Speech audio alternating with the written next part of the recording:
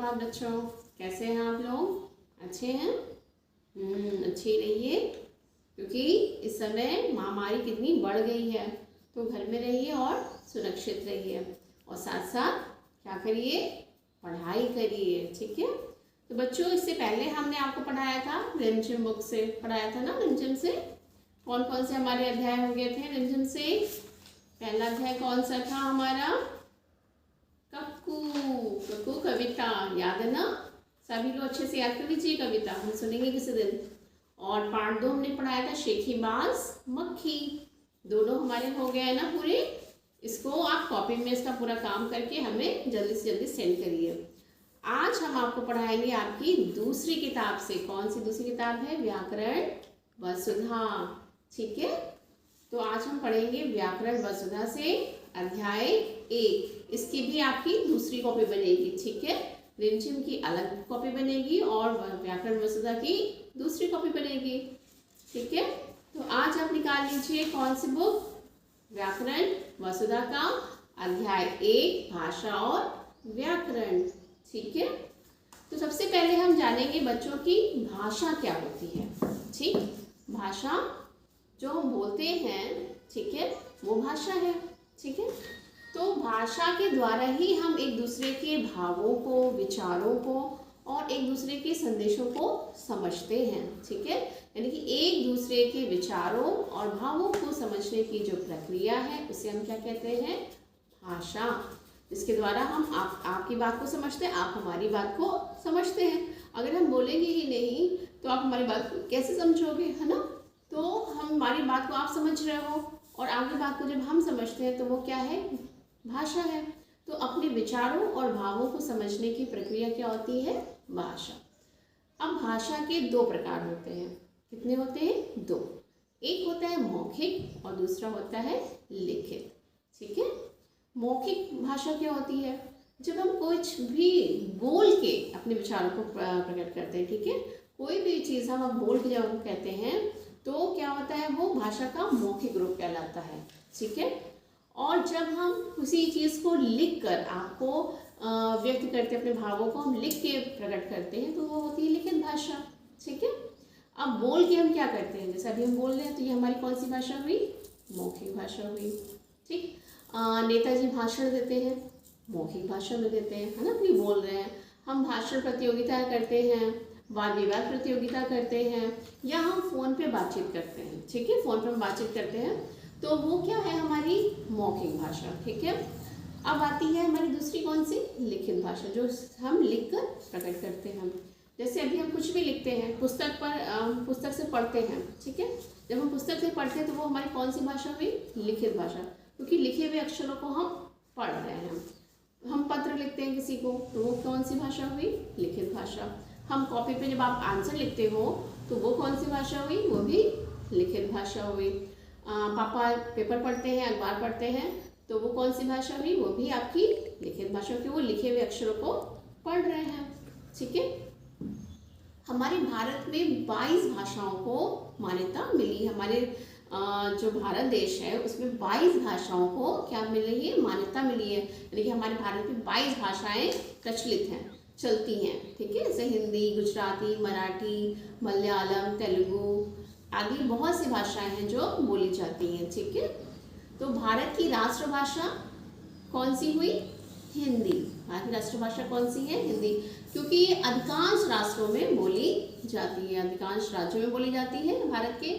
इसीलिए भारत में हिंदी को हम क्या बोलते हैं? राष्ट्रभाषा के नाम से जानते हैं। ठीक है। और हम जो हिंदी भाषा है हमारी, उसको राष्ट्रभाषा तो बनाया गया है, ये राजभाषा भी है। सरकारी कामकाज में सबसे ज़्यादा हिंदी का ही प्रयोग होते हैं, इसलिए इसको हम क्या बोलते हैं? राजभाषा भी बोलते हैं। ठीक है।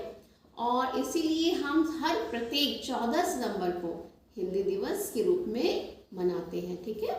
अपनी भाषा को और अच्छा उन्नति कराने के लिए और अपनी भाषा को महत्व देने के लिए हम प्रत्येक वर्ष 14 सितंबर को क्या मनाते हैं? हिंदी दिवस मनाते हैं। तो बच्चों आइए, आप अपनी किताब खोल लीजिए, हम आपकी किताब से अपना पढ़ाई करते हैं। ठीक है। आइए जो आज हम क्या पढ़ेंगे? व्याकरण वसुधा से अध्याय 1 भाषा और व्याकरण। ठीक है। तो आ जाओ, आप अपनी किताब खोल लीजिए। पेज नंबर कौन सा है? 5, अध्याय 1, भाषा और व्याकरण। सबसे पहले क्या है? भाषा, लैंग्वेज जिसको बोलते हैं। अब दो बच्चे आपस में क्या कर रहे हैं? बातचीत कर रहे हैं। मम्मी और बेटा क्या कर रहे हैं? आपस में बातचीत कर रहे हैं। टीचर यहाँ पे क्या कर रही हैं? पढ़ा रही हैं। और ये कौन है? ये पुलिस वाला है जो इशारे से हमें रास्ता, ट्रैफिक के बारे में बता रहे हैं। ठीक है, तो चलिए पढ़ते हैं। पहले चित्र में दो बच्चे आपस में बोलकर बातें कर रहे हैं, जैसे कि आपने देखा चित्र में बात कर रहे हैं। दूसरे चित्र में माँ तथा बेटा आपस में बोलकर अपनी बात समझा रहे हैं। यहाँ पर भी माँ और बेटा भी अपनी बात को बोल के समझा रहे हैं। तीसरे चित्र में अध्यापिका ब्लैक बोर्ड पर लिखकर अपनी बातों को समझा रही हैं। ठीक है, लिख के अपनी बात को समझा रही हैं और बच्चे पढ़कर तथा सुनकर समझ रहे हैं। चौथे चित्र में पुलिस का सिपाही इशारों से लोगों को आने जाने का निर्देश दे रहा है। अब ये बताइए बच्चों, ये दोनों आपस में बोल के बात कर रहे हैं, तो कौन सी भाषा हुई?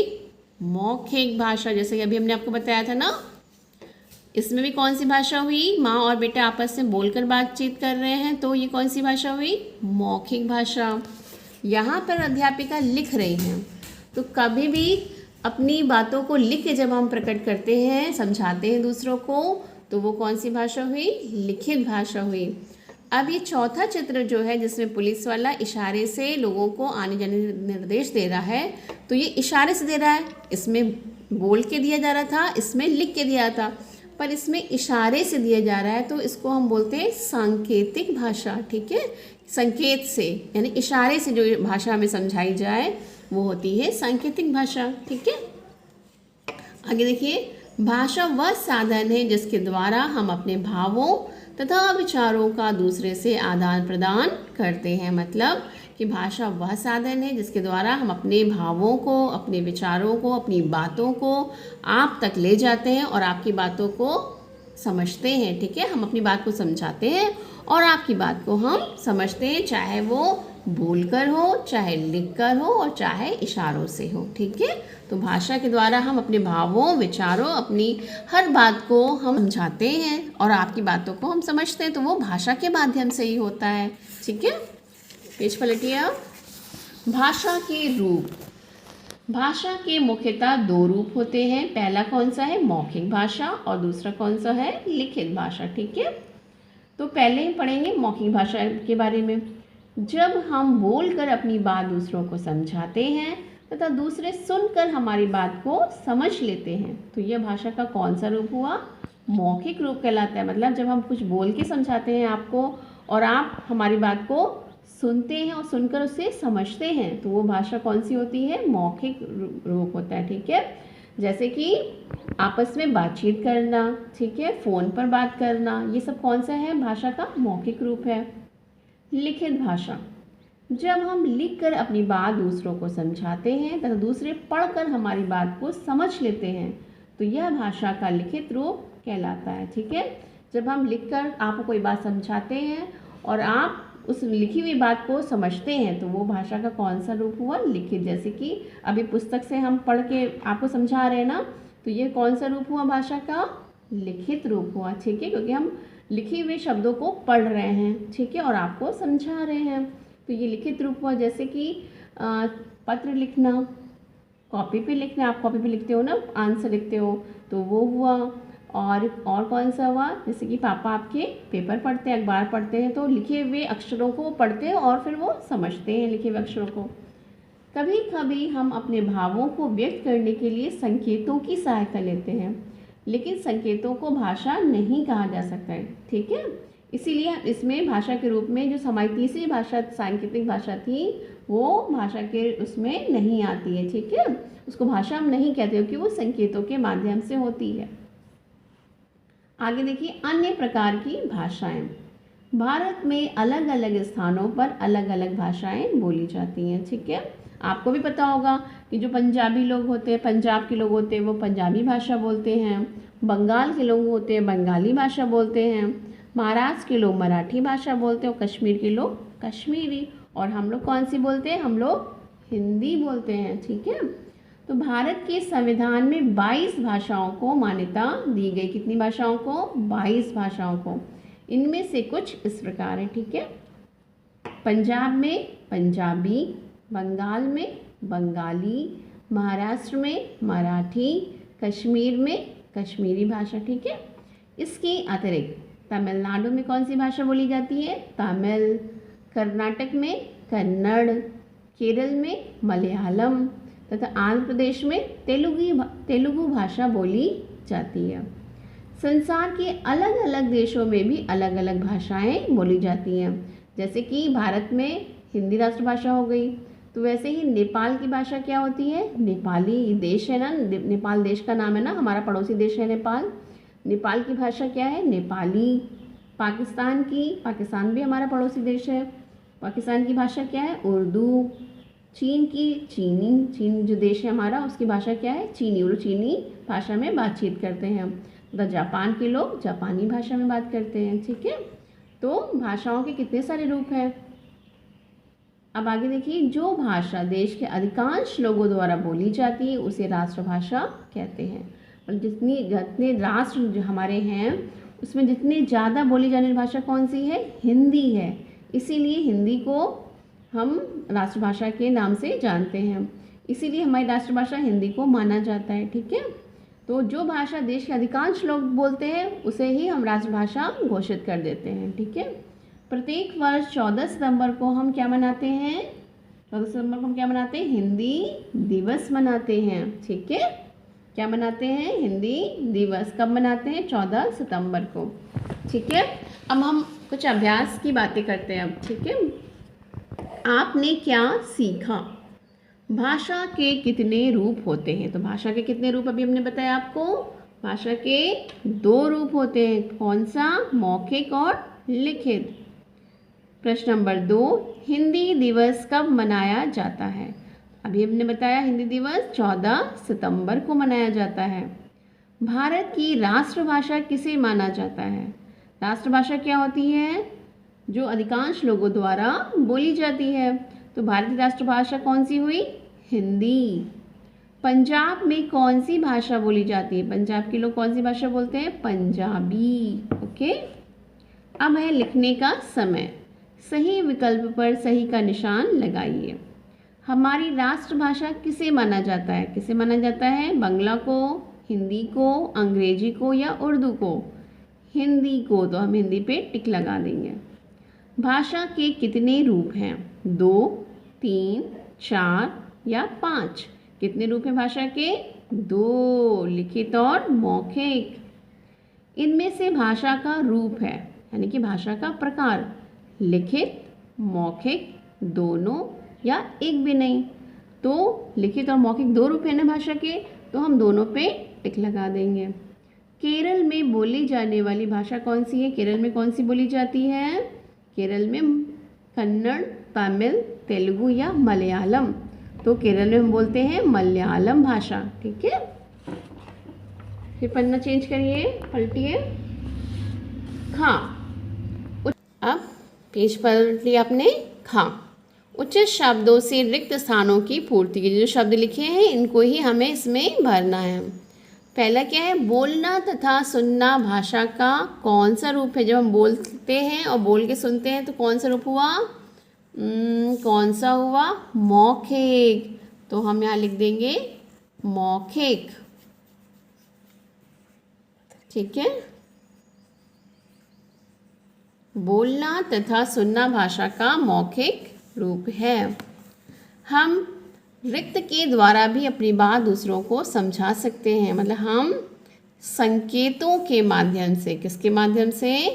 संकेतों के माध्यम से अपनी बात दूसरों को समझा सकते हैं। जैसे पुलिस वाले, ट्रैफिक पुलिस वाले समझाते हैं, छोटा बच्चा रोकर अपनी बात को अपनी माँ को समझाता है, ठीक है।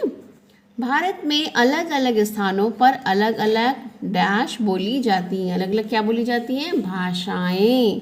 अलग अलग भाषाएं बोली जाती है ना, तो हम यहाँ पे क्या लिख देंगे? भाषाएं।